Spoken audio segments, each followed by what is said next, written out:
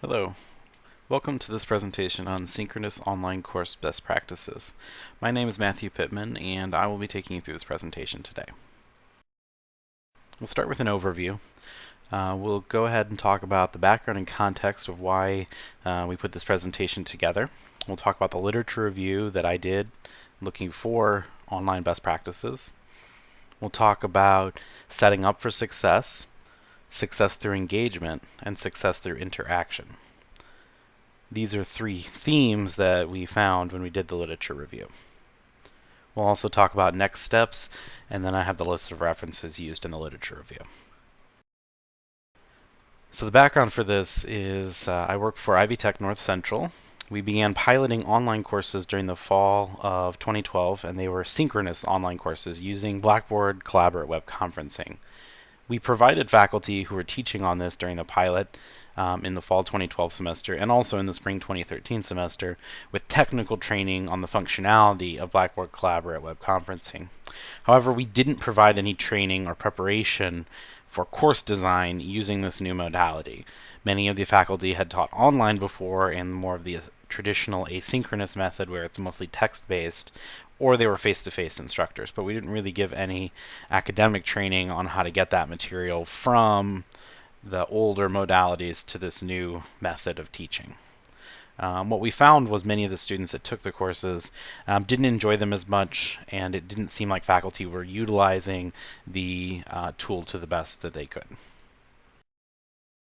So to combat the issues that we were seeing with the synchronous online courses, I decided to do a literature review to see what the body of knowledge was out there right now. What were people using this tool doing now that was effective? I reviewed many articles for this, selected 4 for the final literature review document, and in these articles, it was very clear to me that 3 common themes kept reoccurring.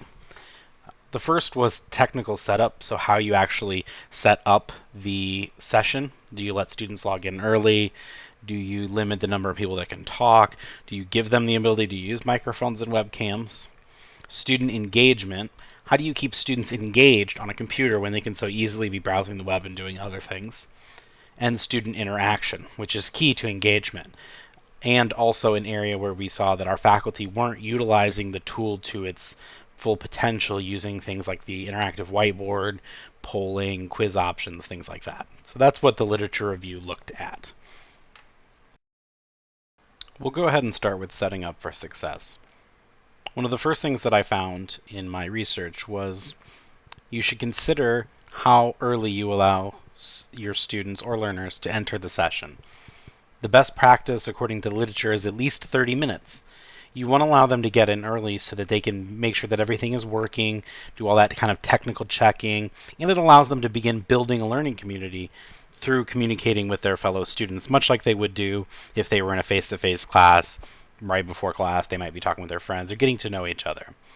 The next thing is, as the instructor or the moderator, you should set up the permissions prior to the start of the session. So because Ivy Tech uses Blackboard Collaborate, I would suggest that you set up the permissions for audio, text chat, webcams, other tools, such as things like the whiteboard or groups that you may be using during the session ahead of time. This will make the session flow better for students, and you'll see a lot less downtime. If you have a large group, you have 20, 30, 40 students in your class or participants, you'll want to consider the communication method you're using. You don't want them all using audio at the same time, so you may want to limit that. Blackboard Collaborate, which we use in the classes at Ivy Tech, has a hard limit of 6 people talking at the same time. But keep in mind, if you have 6 people on a microphone talking at the same time, it's going to be very difficult at best to hear any of them clearly. So it may be worth your while to limit the number of simultaneous people that can talk at the same time. Definitely rely on that hand raise feature to keep track of who wants to talk and then call on each person one at a time.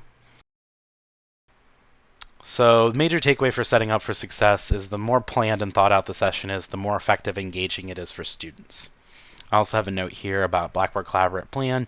You can contact someone in the Online Technologies Department at Ivy Tech if you're interested in learning more about that. So the next step is success through engagement, okay? And the big thing here is engage students. Don't use Blackboard and Collaborate web conferencing or synchronous online learning as a method to simply lecture. You want to engage them, have a class discussion. As the literature states, the use of synchronous conferencing techniques can offer opportunities for social interaction. It also recommends that you use a webcam when possible to give students a more personal experience. This lets them pick up on some of your nonverbal communication that's really challenging to get in an online environment, but using a webcam you can get some of that across. The next point is success through interaction. Literature reported that the interaction level in a synchronous class to be a significant factor in the effectiveness of the class.